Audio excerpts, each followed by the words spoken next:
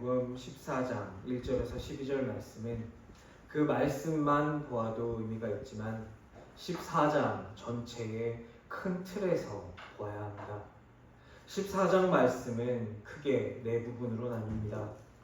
1절에서 12절에 헤롯의 잔치와 세례 요한의 죽음, 13절에서 21절에 오병이어의 기적, 22절에서 33절에 풍랑이는 바다 위로 걸어오신 일, 그리고 34절에서 36절에 게네사렛에서 병자들을 고치신 일입니다. 부정적인 사건과 긍정적인 사건, 또 부정적인 사건과 긍정적인 사건이 한 쌍을 이루어 두 쌍의 대비를 이룹니다. 헤롯이 벌인 죽음의 잔치와 예수님의 베푸신 생명의 잔치, 제자들의 믿음 없음과 게네사렛 사람의 믿음이 있음의 대조가 이루어집니다. 마태는 의도적으로 이야기를 이렇게 배치하여 우리에게 메시지를 전달하고 있습니다. 이 큰 틀에서 14장의 말씀을 함께 보고자 합니다. 오늘은 가장 첫 번째 부분인 죽음의 잔치입니다. 14장 1절의 말씀은 그때에 라는 말로 시작됩니다. 마태복음에서 사용되는 이 그때에 라는 표현은 끊기지 않고 이야기를 전환할 때에 사용됩니다. 13장에서 비유를 통해 누가 예수님의 진짜 가족인지, 우리도 그 가족이 될 수 있는지, 그리고 익숙함의 함정에 빠지지 않고 예수님을 따르는 방법에 대해서 예수님께서는 우리에게 들려주셨습니다. 그리고 오늘 그때에 라는 표현을 통해서 새로운 국면, 새로운 이야기가 시작됨을 알려주십니다.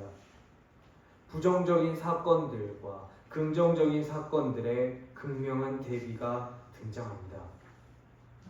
14장 그때에 이전에서 이어지는 내용은 예수님이 배척을 받으시던 이야기입니다. 예수님은 고향으로 가서 말씀을 전하셨지만 고향 사람들은 익숙함의 함정에 빠져서 예수님을 제대로 보지 못하고 걸려 넘어지고 배척합니다. 고향 사람들에게 배척받으신 예수님은 자기 민족에게도 배척받으실 것입니다. 자기 땅에 오매 자기 백성이 영접하지 아니하였으나 라는 요한복음 1장 11절의 말씀과 같이 자기 민족에게 배척받고 죽임당하십니다. 죽음의 잔치를 벌이고 있는 이 세상에서 진리는 이런 모습으로 배척당합니다. 오늘 등장하는 세례 요한의 죽음이 예수님께서 걸어가실 길이 앞으로 어떻게 전개될 것인지를 미리 보여줍니다. 오늘 말씀 3절에서 세례 요한은 결박당합니다. 우리 예수님도 결박당하십니다. 세례 요한은 옥에 갇힙니다.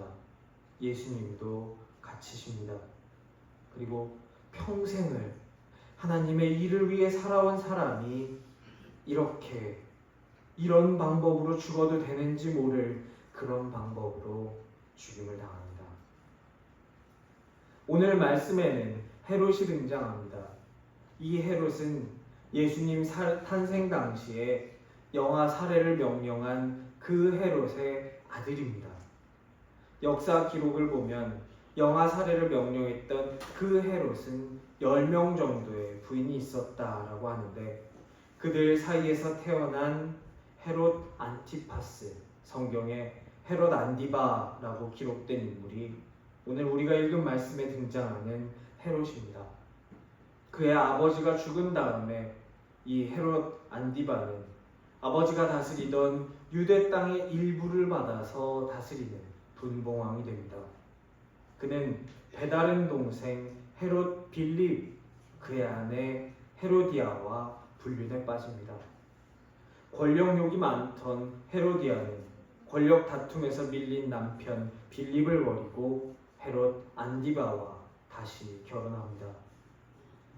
율법에 따르면 당시에는 형제가 죽으면 그의 부인을 데리고 와서 생계를 보장해주고 대를 잇게 하는 방법이 있었습니다. 왜냐하면 여성은 사회생활이 불가능했던 시절이었기 때문입니다.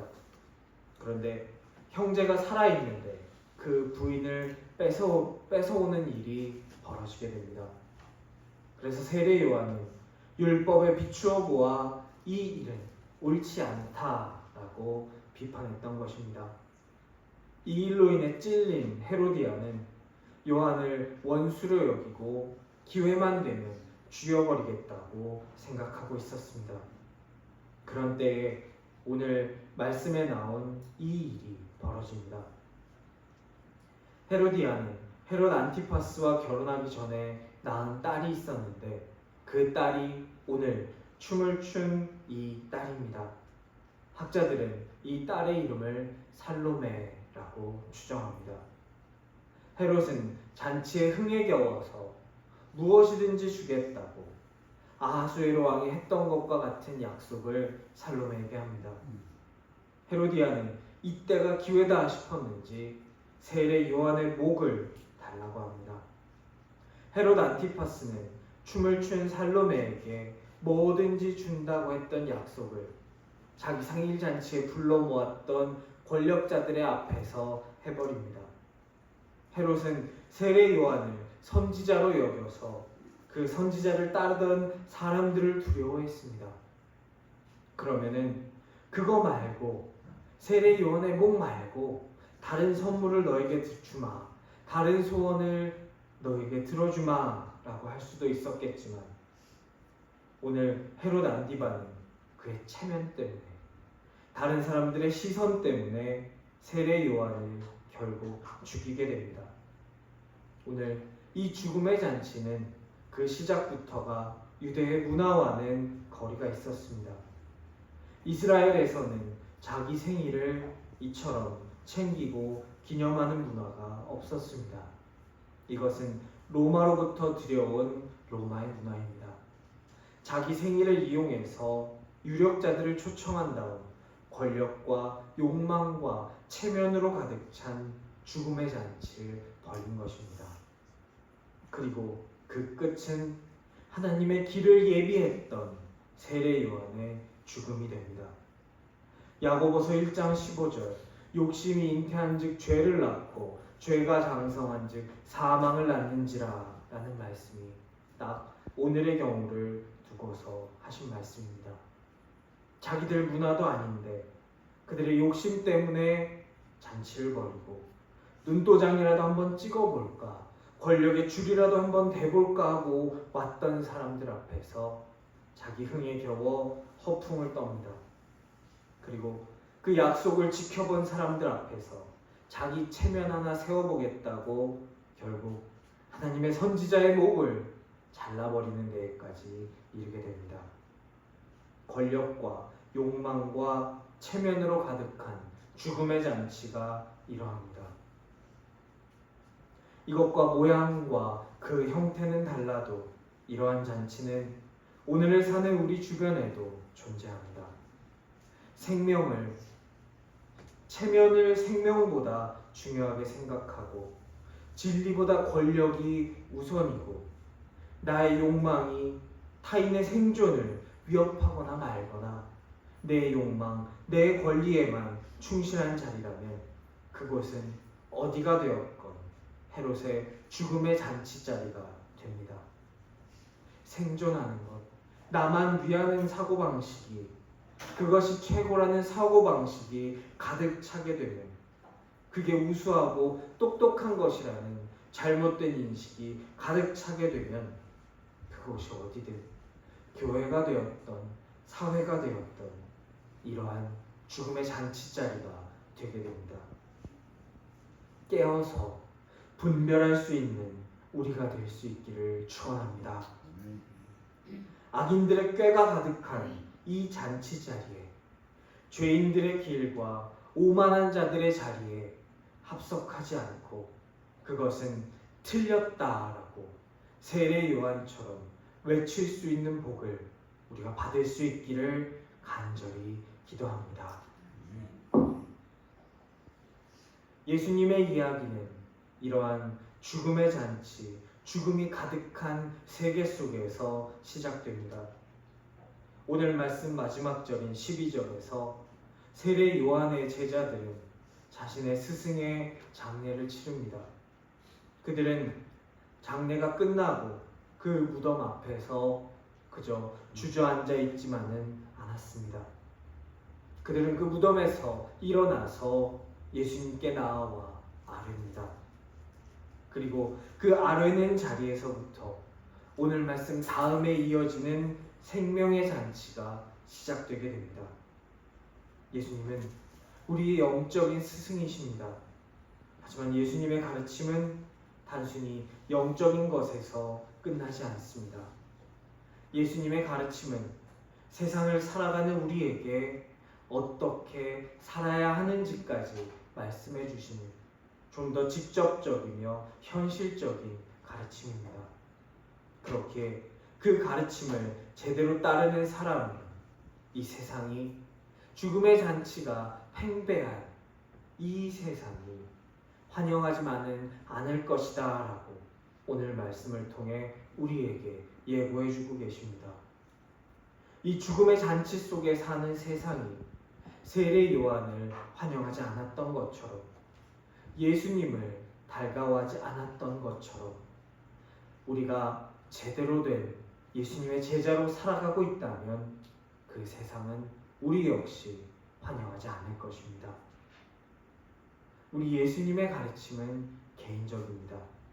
내가 하나님을 어떻게 알고 어떻게 만나야 할지 우리에게 말씀해 주십니다. 하지만 예수님의 가르침은 거기에서 멈추지 않습니다. 제자들이 모인 공동체가 어떻게 살아야 하는지, 어떻게 함께 예수님을 따라야 하는지에 관해 말씀해 주고 계십니다. 제자가 된 우리 사랑하는 신생교회 가족 여러분, 기뻐하고 즐거워합시다. 천국에서 우리를 위해 예비된 상이 큽니다. 이러한 죽음의 잔치 같은 세상 한가운데에서 예수님의 길이 시작되었습니다.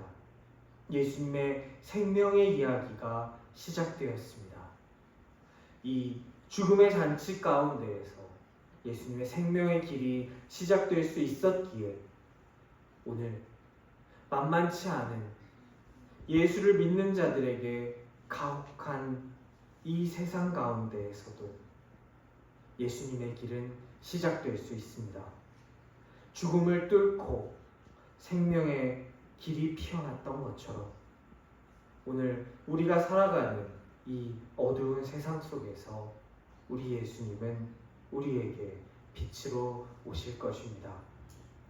빛으로 오신 우리 예수님의 은혜와 사랑이 오늘 이 땅을 살고 있는 우리에게 추석 명절을 맞아 거친 세상을 살다가 다시 가족과 만나 쉼과 은혜를 누리게 되는 우리 위에 풍성히 임할 수 있기를 간절히 기도합니다.